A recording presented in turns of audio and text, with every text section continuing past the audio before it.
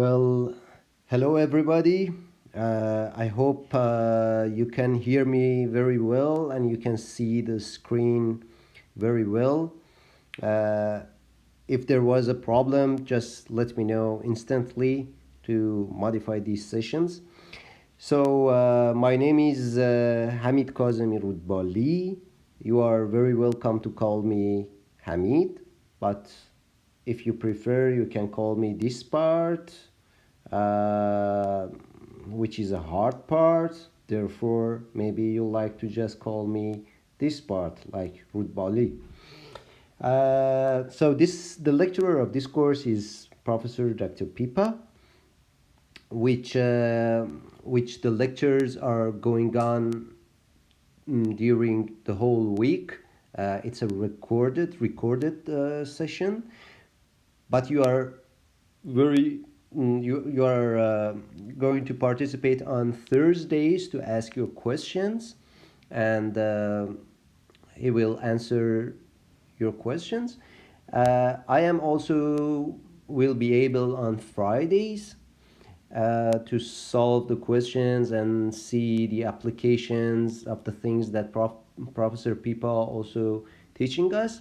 But for for some mathematical details or some uh, knowing some tricks to solve the problems, we definitely need some sessions.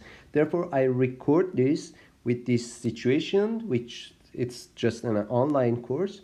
I hope it works well, but we can deal with it. Um, just let me know what you prefer. Uh, so, uh, Neural dynamics.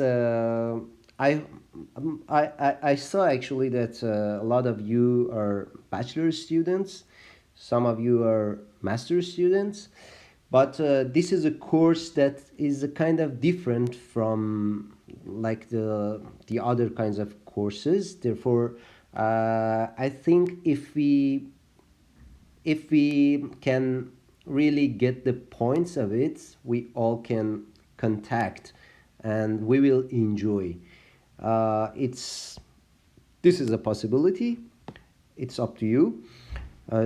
But I think that in being eager to know what it exactly means helps us to progress. We actually we have a tool, a mathematical tool. This is a tool.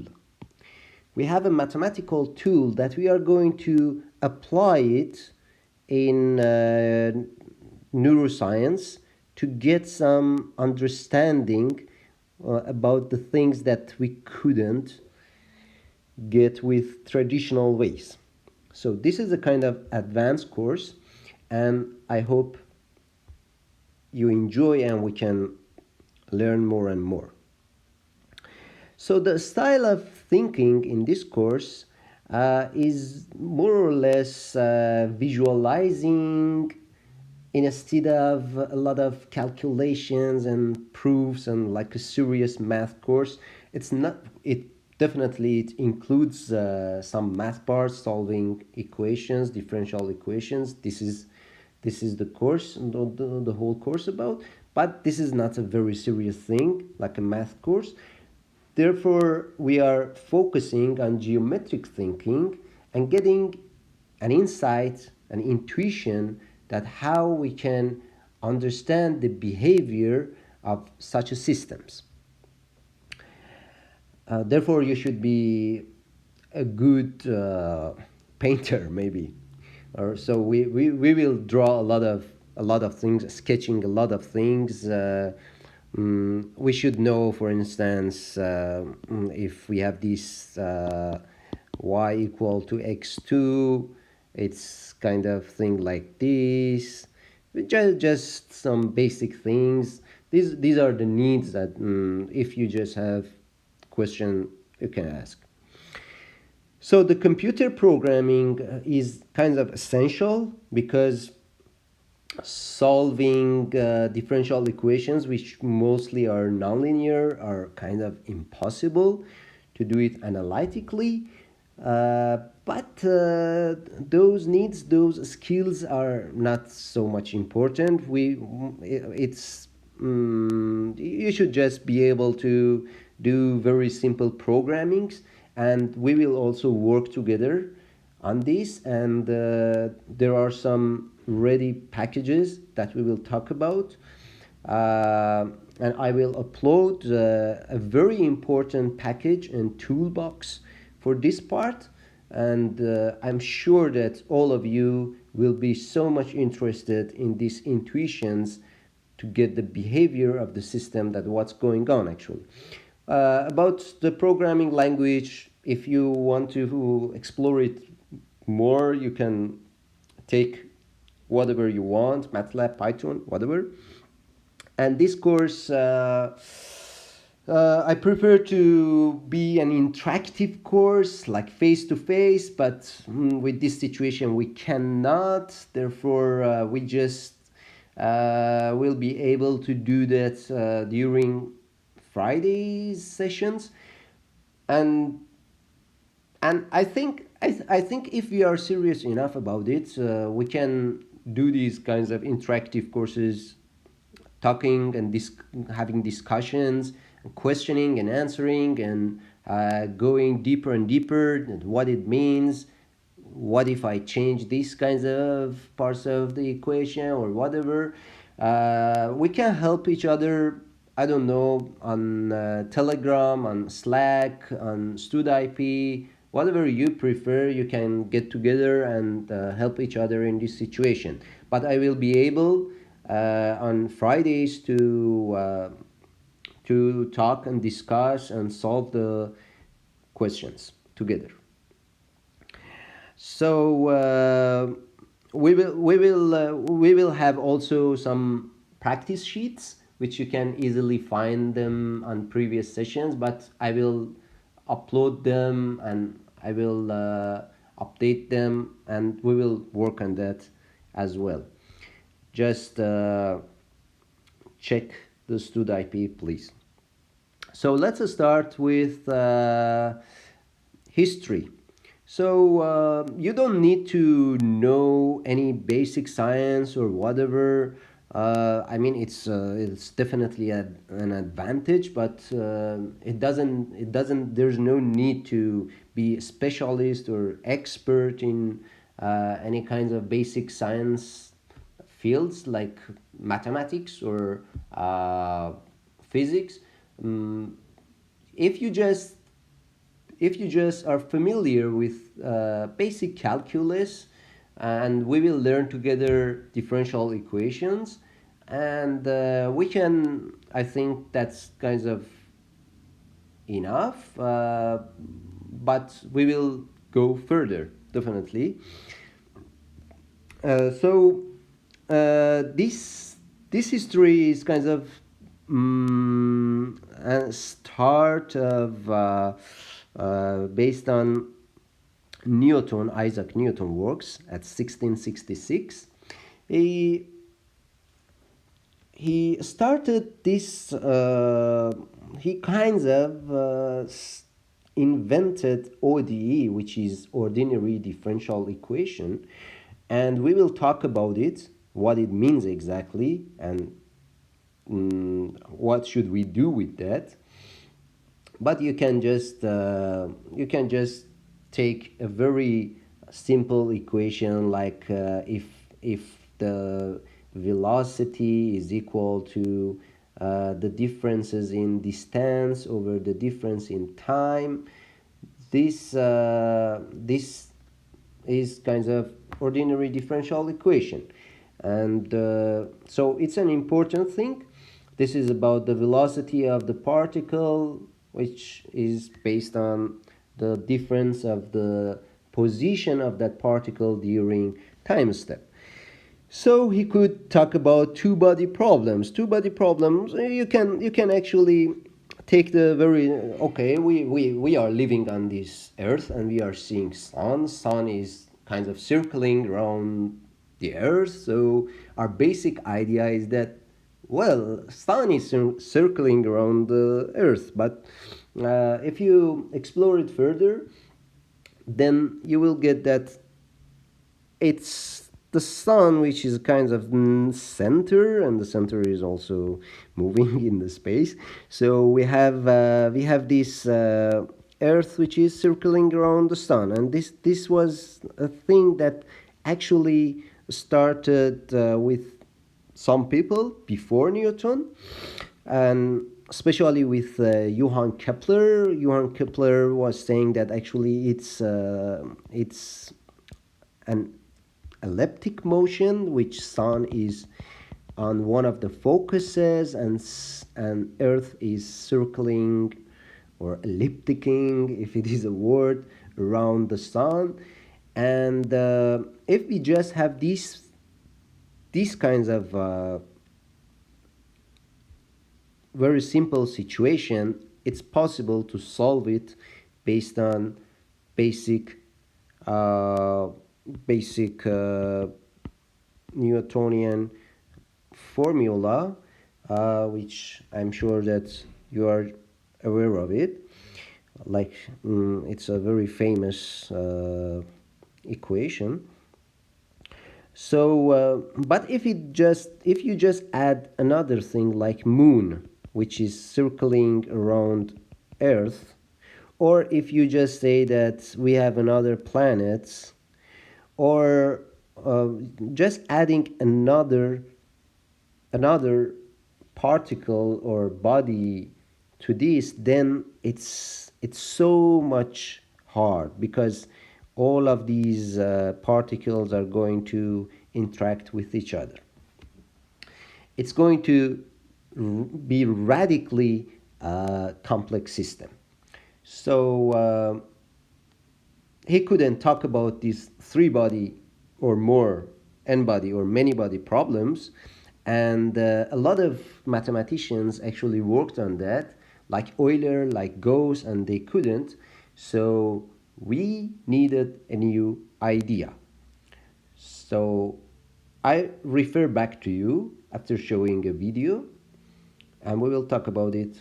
Despite the beauty of Newton's equations, they lead to a simple solution for planetary motion in only one case, when two and only two bodies orbit each other, sans any other gravitational influence in the universe.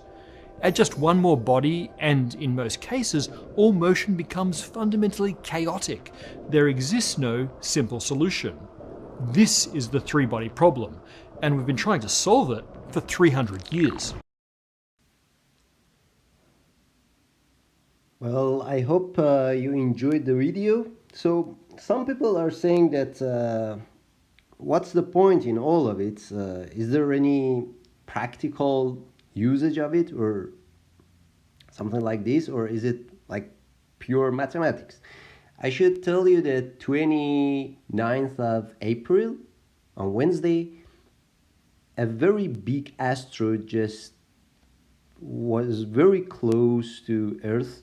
Relatively, it was 6 million kilometers far from Earth, but in next 100 years, 900 asteroids will be very close relatively to Earth, and it's so much important to be able to actually talk about many body problems, because it's a matter of surviving.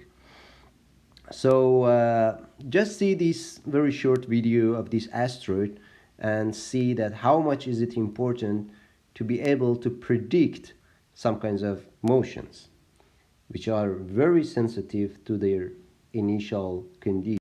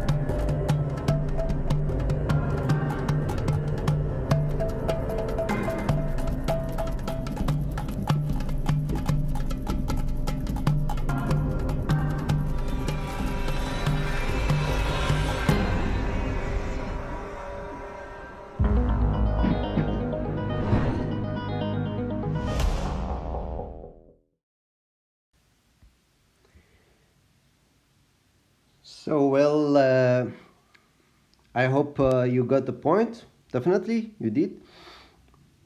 So after Newton, that new idea just came out of a guy named Poincaré, which he kind of said that it's kind of impossible to solve this three body problem or more or many body problem.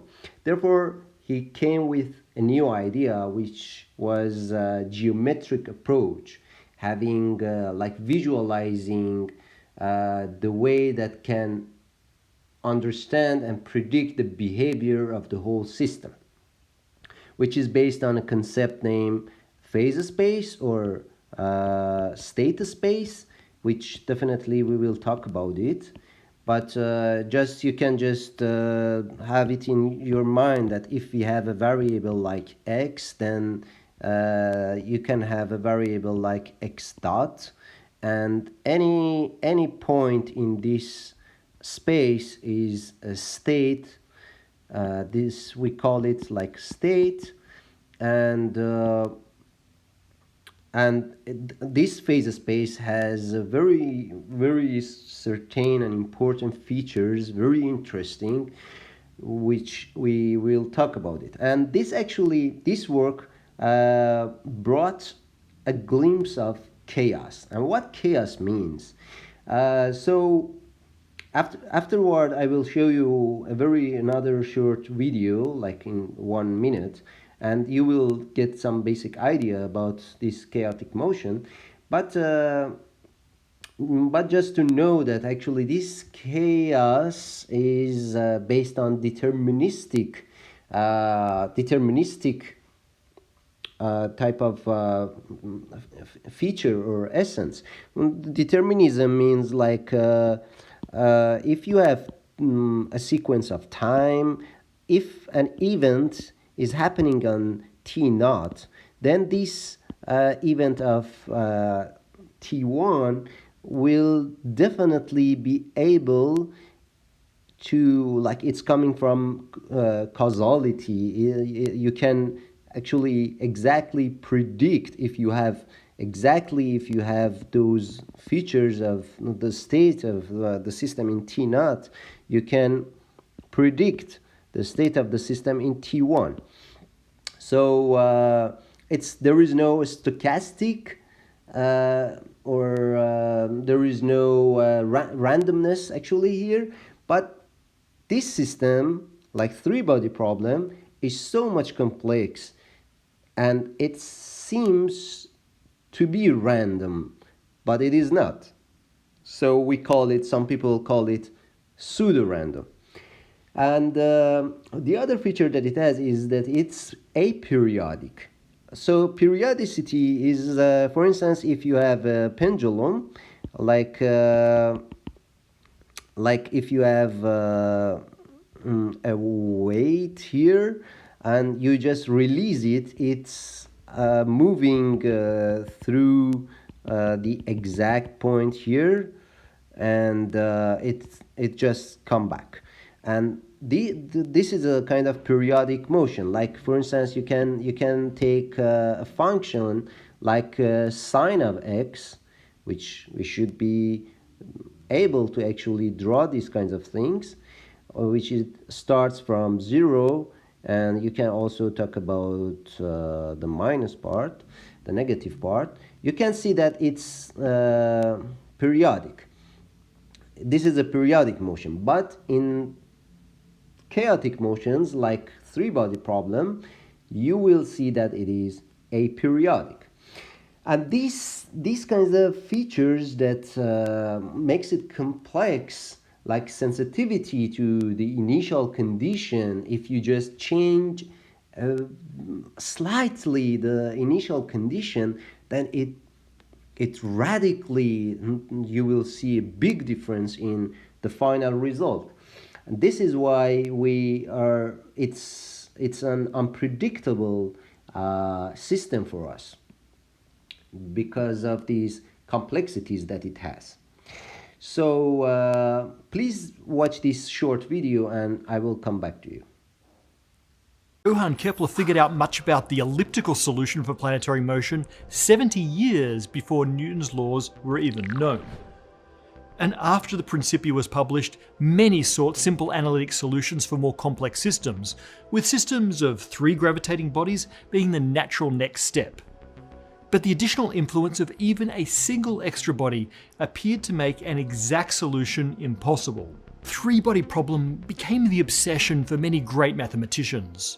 But over the following 3 centuries, solutions have been found only for very few specialized cases. Why? Well, in the late 1800s, mathematicians Ernst Brunst and Henri Poincaré convincingly asserted that no general analytic solutions exist. The reality of the 3-body problem is that the evolution of almost all starting configurations is dominated by chaotic dynamics. Future states are highly dependent on small changes in the initial conditions. Orbits tend towards wild and unpredictable patterns, and almost inevitably one of the bodies is eventually ejected from the system. So I hope you enjoyed. By the way, after these things, computer has been invented in 1950, which we were able to calculate. Well, it wasn't that much advanced, but we were able to calculate a lot of calculations, which is impossible for humans. And Lorentz could do that, and he introduced something in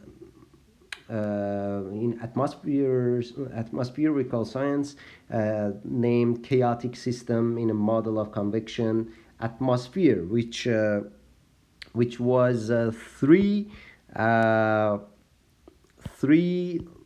equations, which are the simplified versions of equations that are governing the movement and the state of atmosphere.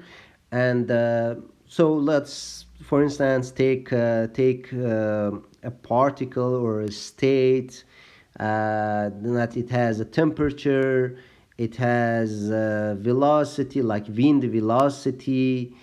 We can write it like this, or solar effects on the state of it, or humidity, or a lot of other variables which are depending on each other. So for instance, t is a function of h and a lot of other things. So it's a very complex system, and we are just talking about it to just getting an idea that what's going on historically. And he could actually do that. Okay, we have 3 variables like dx over dt, which we can write it like time derivative x dot, like here, and it's a function of, for instance, x coupled with xy, and it's a very complex equations. And he could actually create something named strange attractor, that these particles, these states are going to have a, regardless of their initial condition, whatever it was, they are going to all create a kind of very interesting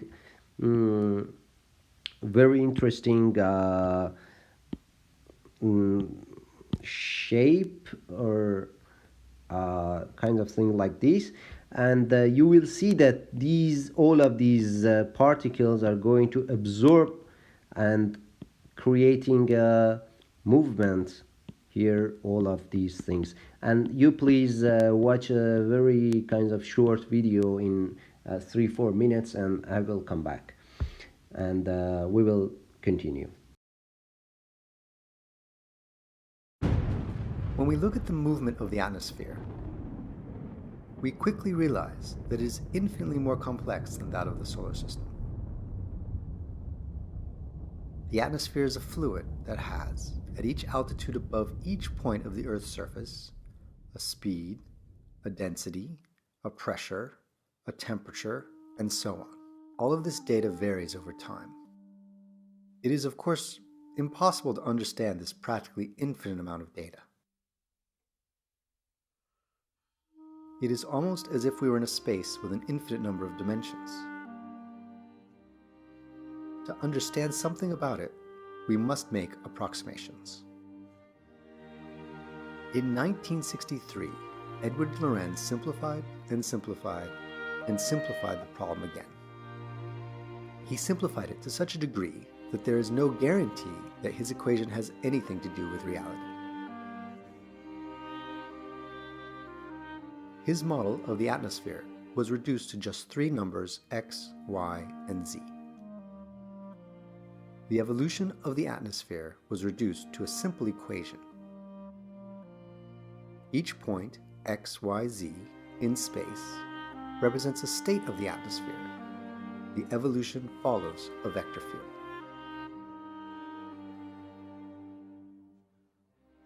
For example, and this is only an example, the first coordinate could represent the temperature, the second, the wind speed, and the third, the humidity.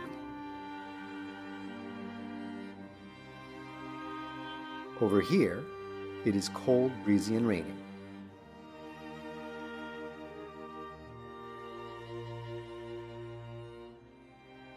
Here, the opposite holds.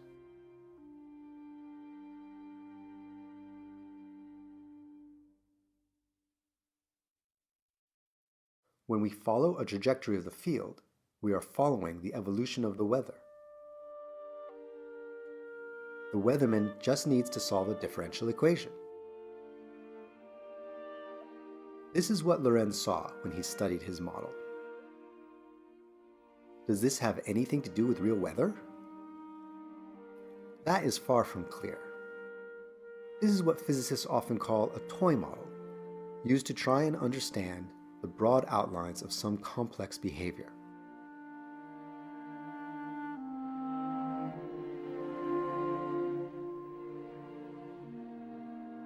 In fact, Lorenz only had these sorts of graphs to look at because his computer in 1963 was quite primitive.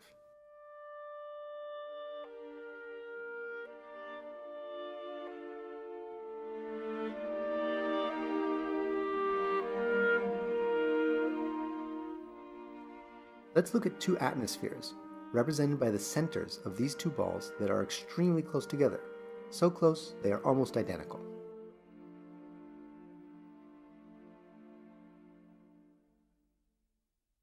Let's observe what happens to them.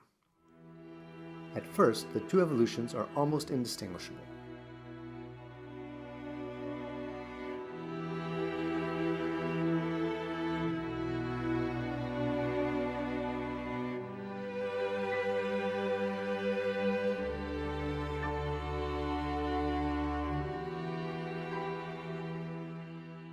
But then, they split up significantly. The two atmospheres become completely different. This then is chaos, sensitive dependence on initial conditions. In 1972, Lorenz was going to present his work at a prestigious conference, but he was late in sending in the title of his lecture. The organizer, Philip Mirrlees, was in a hurry to send the program to the participants, so he chose a title for Lorenz. Predictability. Does the flap of a butterfly's wings in Brazil set off a tornado in Texas? The butterfly effect was born. Unfortunately, only one half of Lorenz's message made its way to the general public. Can chaos theory be limited to the statement that it is impossible to predict the future in practice? How could scientists resign themselves to such an admission of failure? Lorenz's message is much richer.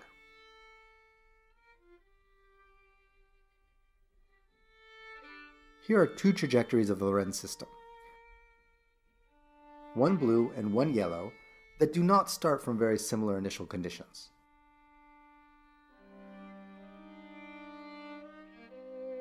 Let's erase, say, the first 10 seconds of the movement, and then let's observe what happens.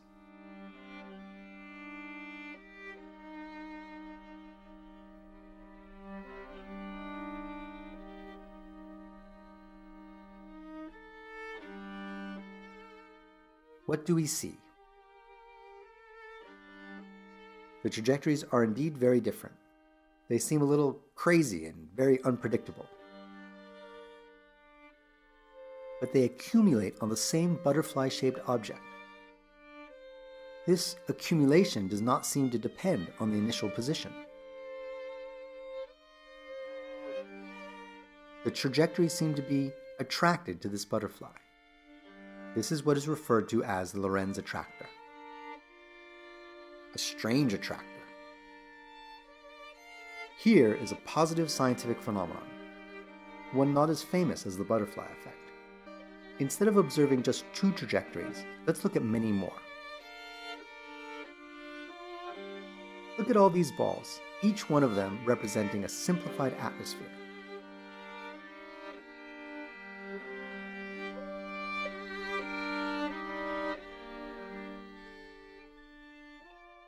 After a while, they all accumulate on the same butterfly.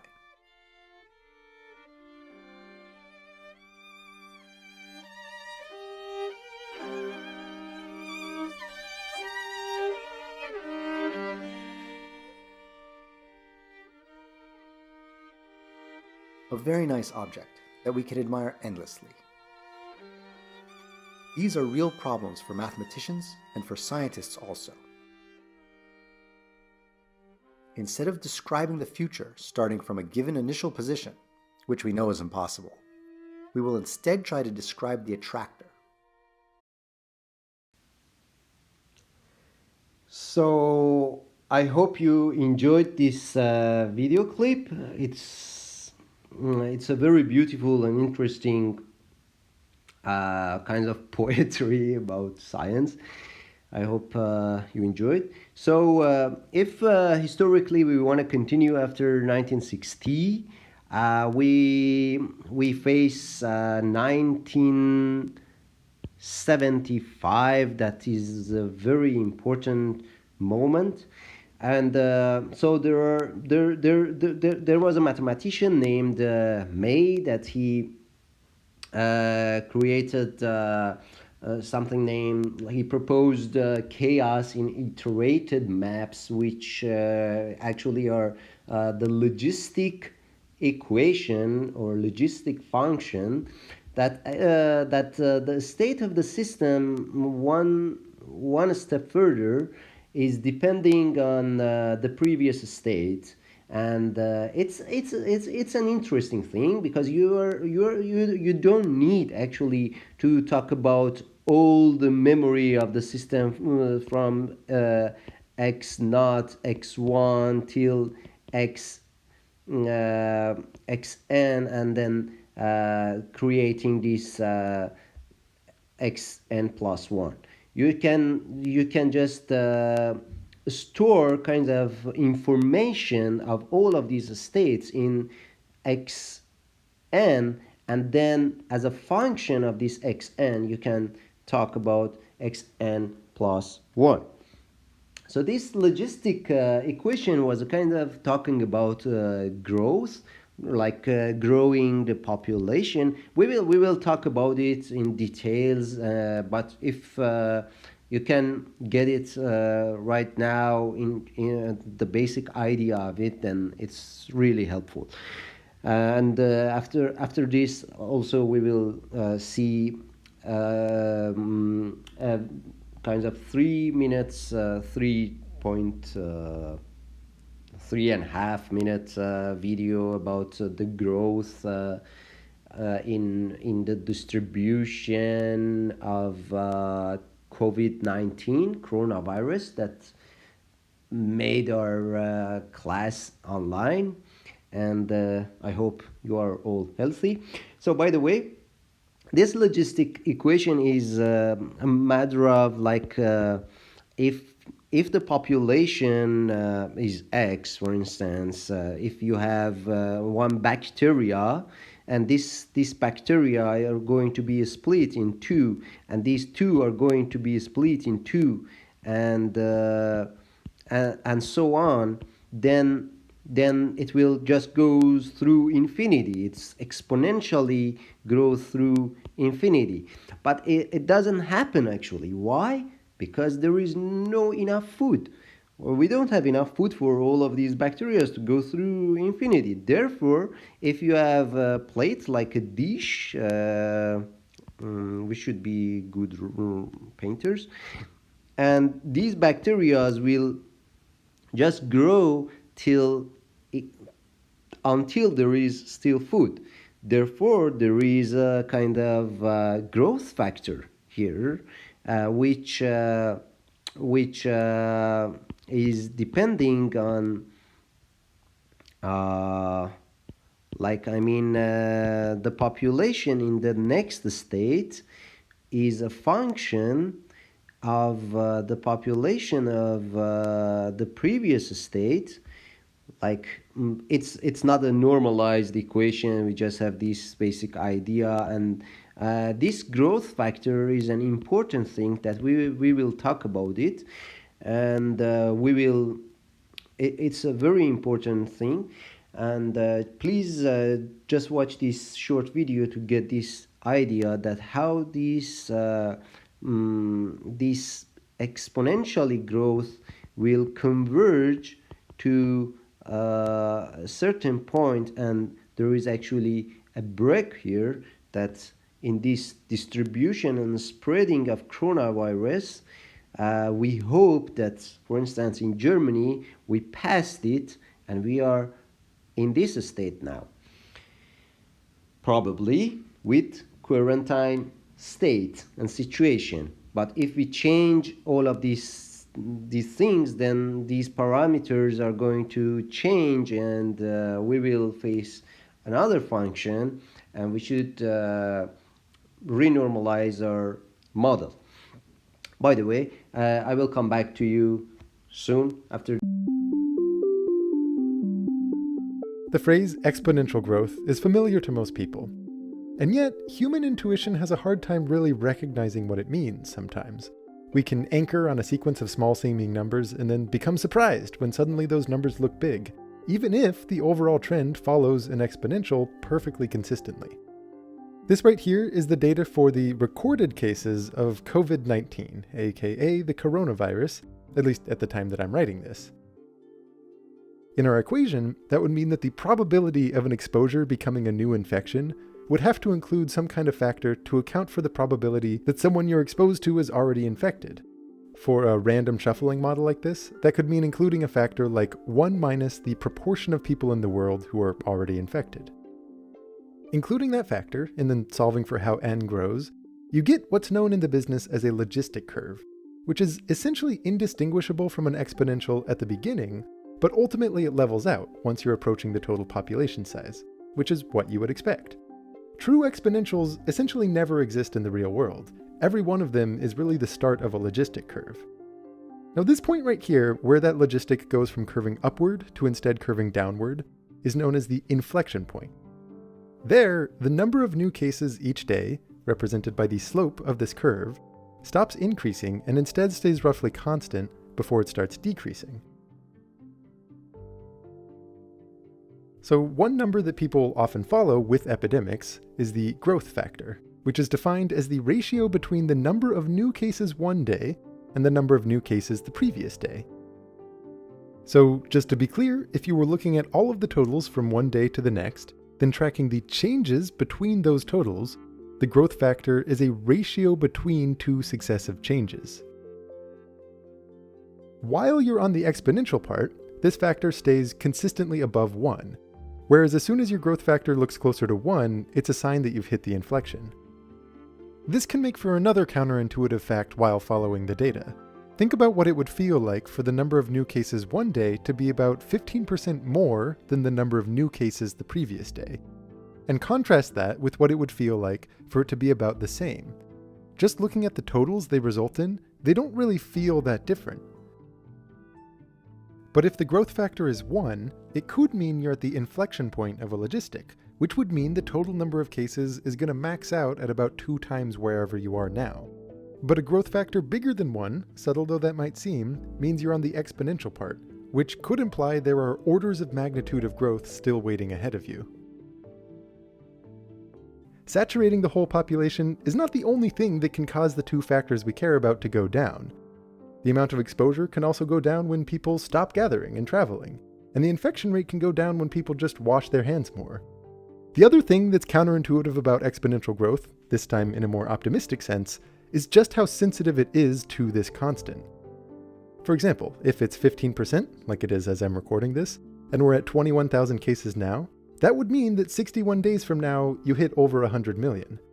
But if through a bit less exposure and infection, that rate drops down to 5%, it doesn't mean the projection also drops down by a factor of 3, it actually drops down to around 400,000. So if people are sufficiently worried, then there's a lot less to worry about. But if no one is worried, that's when you should worry.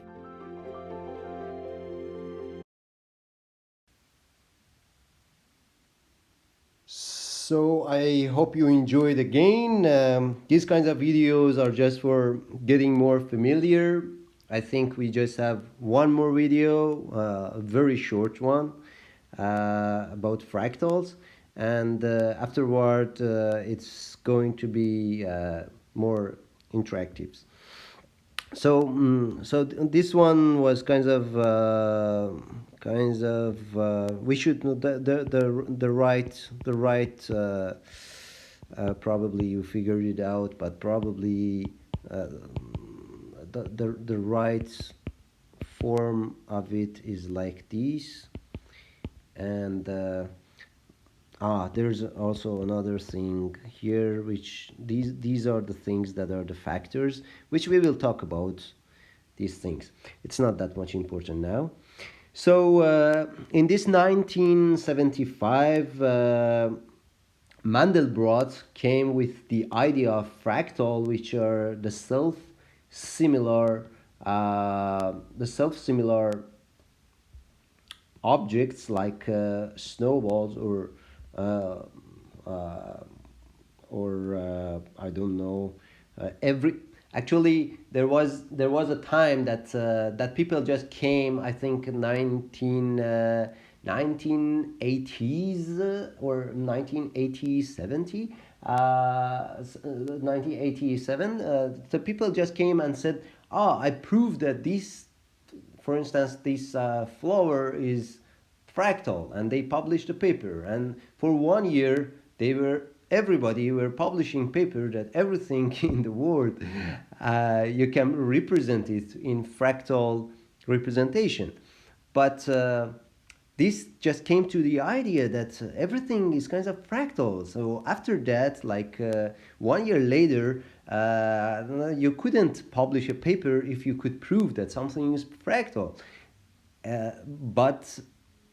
But vice versa, if you could actually prove that something is not fractal, then you could publish a paper. And this was an interesting moment, and I'm sure that all of you are familiar with these self-similar objects, but just watch a very short, less than 1 minute video. It's an interesting one. See you soon. I mean, not see you soon. I mean, like hearing you soon.